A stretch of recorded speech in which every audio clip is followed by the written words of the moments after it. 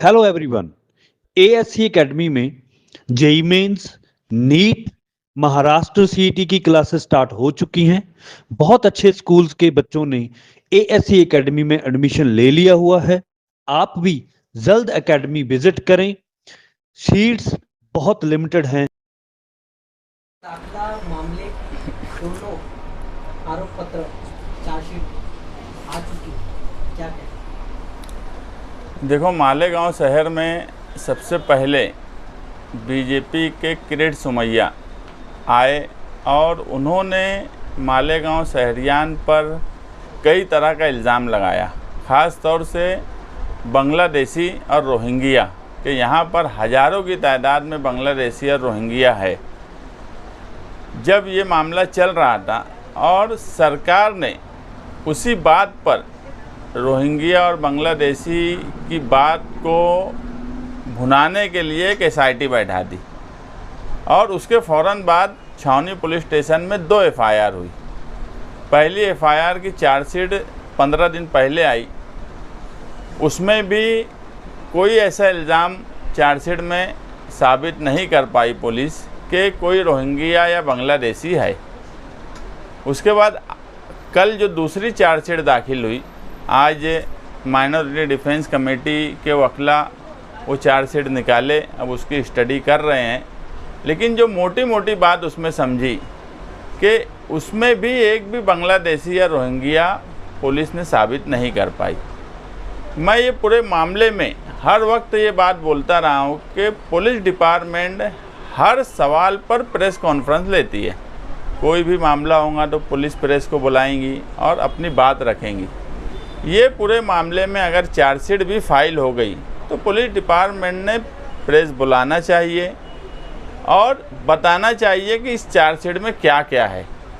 सबसे अहम सवाल जो है कि क्या बांग्लादेशी या रोहिंग्या पूरी इंक्वायरी में छावनी पुलिस स्टेशन के इनको कोई मिला क्या, या किसी के ऐसे कागज़ पत्तर मिले क्या, तो ये चार्जशीट में हर हाल में आए होते, मगर कोई भी ऐसा सबूत नहीं है। हम अव्वल दिन से माइनॉरिटी डिफेंस कमेटी जब बनाए तो हम एक ही बात बोले कि मालेगांव शहर में कभी भी पाकिस्तानी, बांग्लादेशी या रोहिंग्या ऐसे लोगों को मालेगांव शहर पनाह देगा, ये हो ही नहीं सकता। और वो हमारी बात सच साबित हुई। मामूली गलतियों की वजह से लोग आज जेल में हैं। तकरीबन 40 लोगों पर एफआईआर हुई है, कई ख्वातीन जेल में हैं।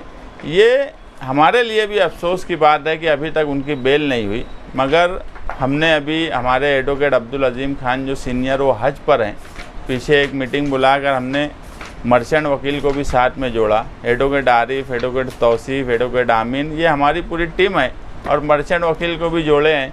अब दूसरी चार्जशीट आने के बाद अब फ़ौरन हम लोग बेल रखने की तरफ जाने वाले हैं, ताकि जो लोग 3.5-4 महीना तकरीबन हो गया है जेल में रहते हुए, वो लोग जल्द से जल्द रिहा हो। क्योंकि मिस्टेक कितनी है कि कारपोरेशन से जो पावती मिलती है कि तुम्हारा यहाँ पे जन्म तारीख का नोन नहीं है, वो बोला गया है कि वो पावती बोगस है या गलत है। अब वो गलत है कि नहीं है ये तो जुडिशियरी तय करेगा, मगर इतनी मामूली मिस्टेक के ऊपर जिस पर फ़ाइन या पेनल्टी लगा के भी छोड़ा जा सकता है, उनके दाखिले रद्द कर दिए गए और उसके बाद आज लोगों को जेल में बंद रखा गया है।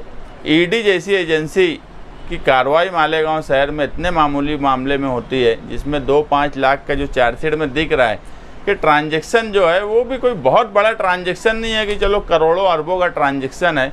2-5 लाख के ट्रांजैक्शन में अगर ईडी आती है तो हम ये मानते हैं कि हिंदुस्तान की इतनी बड़ी एजेंसी ईडी, उसका खुद कद घटा जब वो मालेगांव शहर में आकर इंक्वायरी की।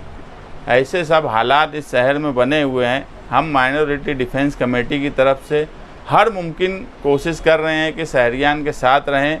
हमें इंतज़ार है, हम ये भी चाहते हैं कि सरकार ने जो एसआईटी बनाई है वो भी अपनी मुद्दत में 6 महीने की मुद्दत के अंदर एसआईटी की रिपोर्ट दाखिल करे। जो दाग इस शहर पर बांग्लादेशी और रोहिंग्या के नाम से लगाया जा रहा है, वो दाग हम हर हाल में धोएंगे और हमें यकीन है कि ये मालेगांव शहर में नहीं हो सकता बांग्लादेशी और रोहिंग्या। छावनी पुलिस स्टेशन के जो 2 गुना है, सबसे पहले सीआर नंबर 40 2025 में 29 अप्रैल को चार्जशीट फाइल हुई और उसका स्पेशल सेशन केस नंबर 85/2025 बना। सीआर नंबर 51 2025 में 2 दिन पहले पुलिस ने चार्जशीट फाइल की थी। आज उसका special session case number 100/2025 number पढ़ने के बाद हमको उसकी कॉपी मिली है। हम इंशाल्लाह 1-2 दिन में उसका बारीक बीनी से मुताला करेंगे। अगर दोनों चार्जशीट देखी जाए तो ये आप देख सकते हैं, ये सीआर नंबर 40 की चार्जशीट है और ये सीआर नंबर 51 की चार्जशीट है। तहसील ऑफिस और कॉरपोरेशन के जो गवर्नमेंट सर्वेंट के स्टेटमेंट रिकॉर्ड किए गए हैं, कुछ सर्वेंट के स्टेटमेंट अभी हमने जो देखे हैं तो दोनों चार्जशीट में अलग अलग स्टेटमेंट हो रहे हैं, जबकि दोनों केस एक जैसे ही है। सीआर नंबर 40 में जो एलिगेशन आरोपी के ख़िलाफ़ है, जो स्टेटमेंट दिया है गवर्नमेंट सर्वेंट ने, सीआर नंबर 51 में भी वैसे ही है।